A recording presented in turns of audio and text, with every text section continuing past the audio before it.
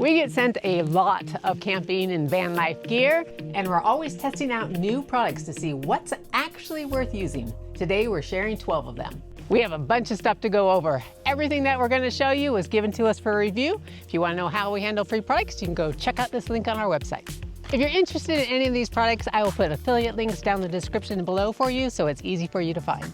You have found Explore Trek Adventure with Kelly and Greg. We cover everything camping from backpacking to adventure vans. You're camping in the dark and you want to know what's out there, you can check it out with some night vision glasses. These are the Cigman Pro night vision goggles, and these are 4K. There's also a slight cool factor because you look like that dude on Star Wars that's looking through looking through at the walkers coming in. First of all, it looks like they're normal binoculars, but they're not. This one is dedicated to the IR blaster. This is the only lens, and this is where you focus it. On here, they actually have a light that can strobe and just turn on. And I honestly thought that that was kind of gimmicky for a second. I'm like, why would you need a light on your night vision thing? When we were out here last night, I immediately tripped over this because I couldn't see it. It was pitch black, and that's where having that little light actually came in pretty handy. One of the coolest features is you can take both video and stills with this. Over on the side, this opens up, and this is where the memory card is, and it does include a 64-bit memory card. One of the big differences between these and like a pair of binoculars, when you're looking through here, you're actually looking at a screen. So when you stick it up to your face, you don't actually have to plant it directly onto your face like you do binoculars. You can actually have it off just a little ways. When I'm holding it one hand and adjusting it, these do have some weight to it, so it's a little bit hard for me to keep them stable. On the bottom here, they do have a tripod mount here, so you could mount that. And if you're gonna use these for, you know, looking at something very specific, having that on that tripod mount would actually be super handy. If you're pushing any of the buttons, you know, the unit wants to wobble around. This is the color screen. So in the daytime, you can use this and you have a cool color screen. But then the nighttime, that color screen doesn't really work that well because it's not built for it. So you hit this button here and it flips it over into night vision mode. It uses more of a focused lens. So if I look out towards the fire pit there, I can only see a good couple feet on either side of that stump. The only thing I wish they would have added was like a little hand strap here. Then you won't drop it. I couldn't see anything at all last night. It was pitch black. I'd say that's about the 150 feet at least. This is what night vision is doing during the daytime. This is me walking down the road. Luckily, there were no bears in sight. Of course, I couldn't have seen them if there were. We've tested a bunch of solar panels. This is our current reigning favorite. This is the 180 watt panel by Zoupw. Here's the best part. Check this out. One finger. Look, I can lift it with my finger. It's crazy light. We use this as our external deployed panel for the Revel. When you look on the back here, it has one single kickstand. If I could make one change to this panel, if they could make these extendable. Every once in a while, I want to get a higher angle. Being in the Pacific Northwest, we always have to angle our panels up higher. Super easy to fold up. Done. It also comes with a case. Let me show you. Most solar panels do not come with cases. It's actually kind of nice it has it because this solar panel goes into our living area. When it's out here, you can see how dirty and dusty it is. And then it can slide into the case. It also has a little bag on the front. It's really efficient. It has all the extra connectors in this pouch. The only downside of this panel, and it has to do with the Revel, is when we slide it in. We even slide it in, you know, this way. When our bed comes down, it's just a little bit too tall. We can't get our bed all the way down, so we have to slide it in sideways. And so on average, what we see coming in power-wise on the Zoupw control panel inside there, we normally get around 10 amps with the panels on top. This adds another 10 to 12 amps, so we're usually doing between 18 and 22 amps. We're gonna need your help. We have Flora the Explorer up in the front, but we have this little baby one here on the back and I can't figure out a name for it. So let us know what you think we should name it. On to the next one. Now, we used to keep Greg's coffee in a glass container because that's what it came in. And of course, glass and fans, probably not very a good idea because of all the bumps. So we now have this canister. It's metal, it's by Tiken. It has an airlock, but the cool thing about this is it actually has a vent. so we can make sure that it keeps it fresh. It comes with 2 extra seals. This is the one that lets the gases out, and this one just stops it completely. We have the one that lets the gas out in there right now. If you just put this in, we're gonna lock it in, and you untwist it, and inside here, we actually got his whole container full. There is a lot of coffee going on in the camping world, but the best thing about this is it is so durable. Just toss it in there. These fire starters by E500 come in a pack of 60. I think they have a whole different sizes you can get. These are kind of the cheap modes if you don't want to spend a lot of time building a fire. They come in these little tiny wraps. Don't be confused and eat them because they look like coconut shreds. These are supposed to last around 10 minutes, and we tested it in our fire pit, and they lasted between around 8 and 10 minutes. These pair really well with their briquette chimney. We like to use briquettes. We always keep a bag of briquettes inside the monster box here. And with this briquette chimney, you throw 2 of these fire starters on the ground. You throw your briquette chimney on there, load it up with briquettes, start this thing going. In a few minutes, you've got hot briquettes. That chimney just sucks the heat right up there, and they light super fast, way faster than the method I was using before. We really like cooking with our Dutch oven whenever we get a chance, and we actually prefer to use briquettes, so it makes the whole process of starting them easier. There is a downfall to having that big briquette chimney, is you have to have a place to store it. As long as your camp setup allows for that, ours currently does not, and that's the primary reason this is not in our system. We have another light. This one is small. It has some really nice features to it. You can hang it up. We actually use this in our tent. On the bottom actually is magnet, so we have actually put it when we were in the desert on the front so that we could let people know where we were. Let's show you what this little guy looks like in the dark. And that's your bright light. And you can actually hold the center down and it will dim it. You also can double press and it'll cycle through all sorts of wacky lighting. If you twist the top, you can actually go from a warm color and you can go down to a cooler color. It's super bright. It's got a nice big battery in it, so it'll last quite a while. We actually have used this to charge our phones too when we were out of power, when we were at the lake. This next one involves fire, and you cannot go wrong with fire. Well, actually you can go wrong with fire. This is the tiniest little fire pit made by Ogery. It comes with a little tiny wood base. You have your stove in here. It's got an external ring, and this is your main stove part. So you can see it has the secondary burn chamber, and it actually works once it really gets going. It does come with this little extra cage. If you put your fire starter in the middle, stick this on top, and you can load it up with like wood pellets or other stuff, and it keeps it from smothering the fire. This thing's not really big enough to like provide a massive amount of heat. It's more for ambiance, or like if you're cooking s'mores or something, or if you're like me and like to burn things. This is perfect because it burns stuff super fast and you're constantly feeding it. I do appreciate that they include this carrying case, as you can see, these things get really dirty. The main downfall of this fire pit is just its size. It's really small and it's gonna have some limited use, but when you are using it, we actually really like it. Next up, we have a little tiny stove. This would be good for somebody who doesn't want an extensive setup, like say you're car camping, you don't have a lot of room, but you still want to do some cooking. It's got a nice big burner, so it has a big enough room for your pot. If you screw in your propane tank, and this takes your little green bottles. This little stove is made by BlueFire, and they also do make these green propane bottles. It does come with this base that you can pop on, which is really cool because it makes it bigger like that, right? But check this out. It's got these extra ones that pop out. This makes it way more stable and there's not going to be a chance of your stove falling over.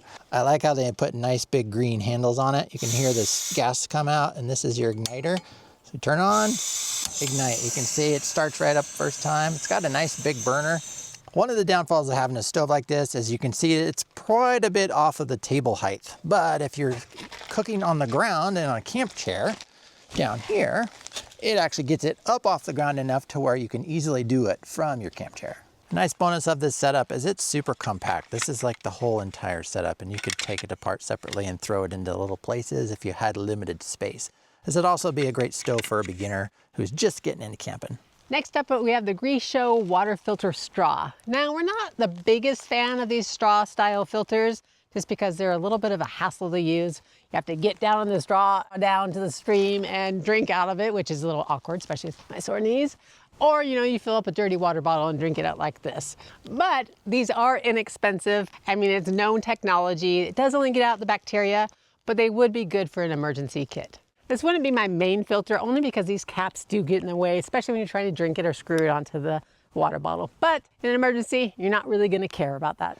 We have 2 bags by Roaring Fire, and this is the Pico Fire, and this is the Flintlock bag. This small one is a little EDC bag for your everyday carry people. It's actually a really nice size. And the funny thing is, I think we're gonna accommodate this to be our laundry bag to carry all of our coins in it. Totally not what it's meant for, but I think that's what we're gonna use it for.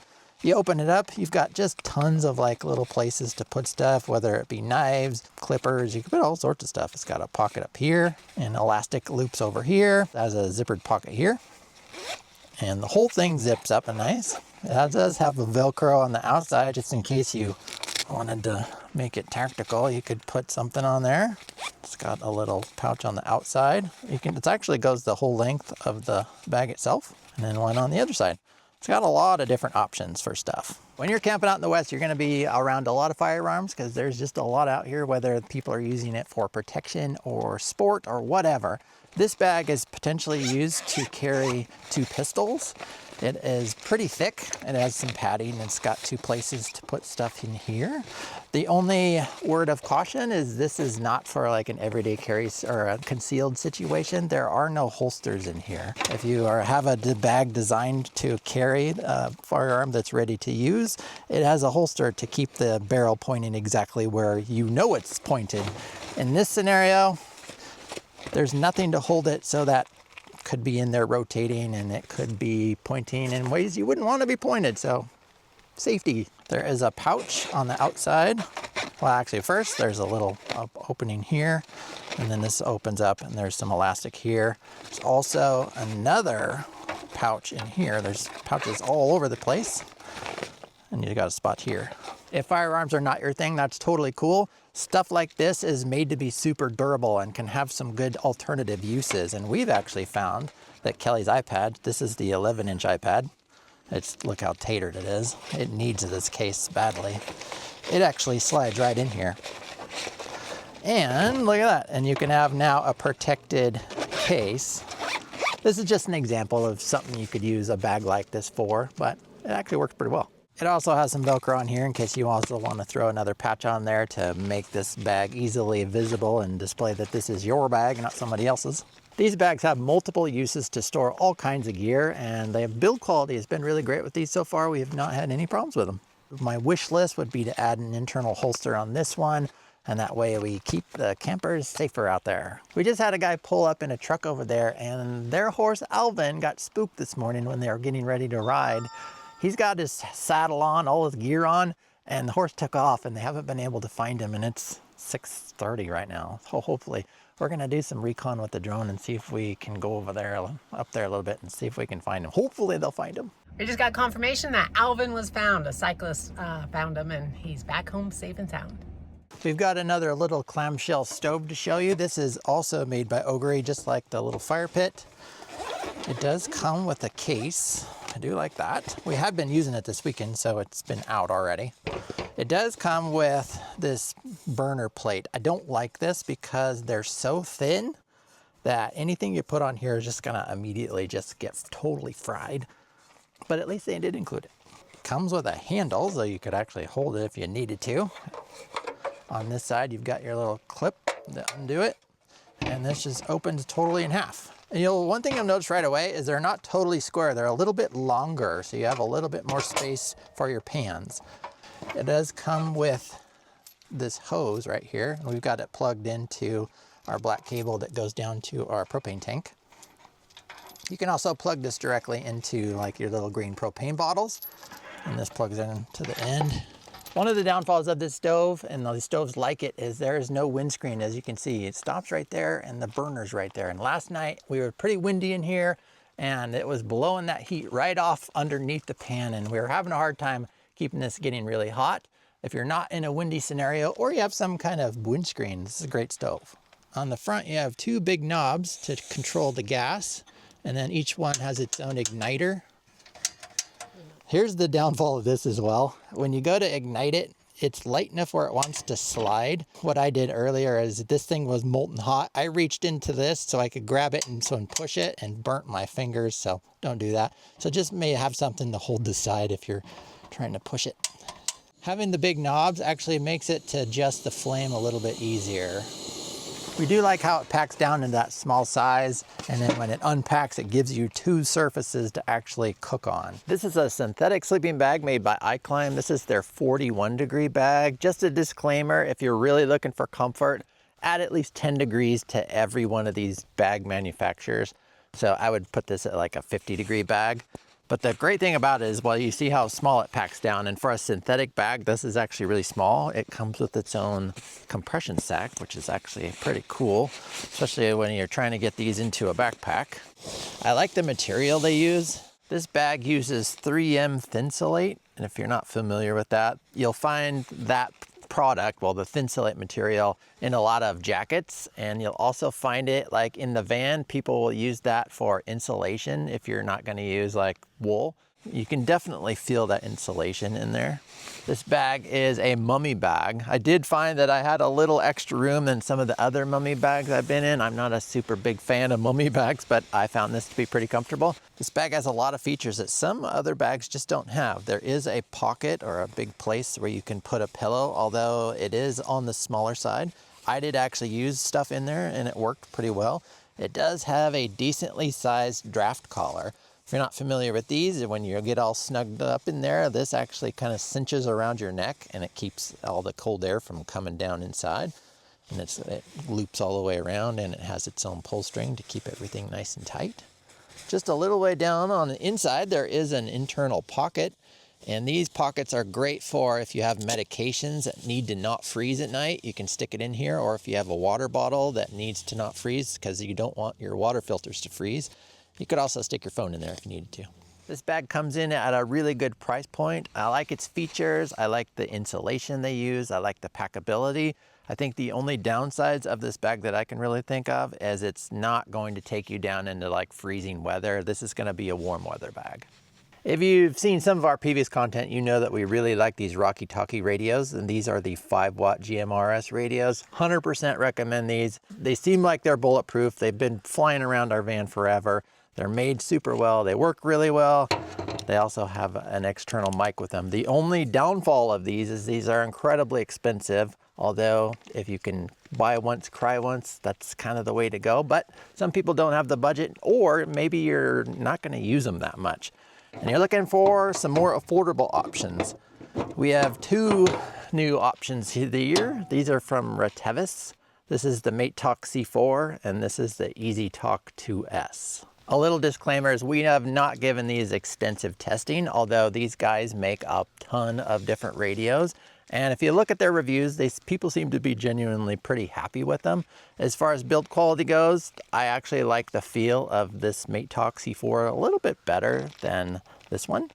This one kind of just has that more weight to it, and just the overall build quality, like the button and everything, it just feels a little bit nicer. The EasyTalk 2S is made entirely of hard plastic. I'm not the biggest fan of the way it feels, although it has that readout screen. It's super lightweight, which actually is pretty nice, and it's waterproof.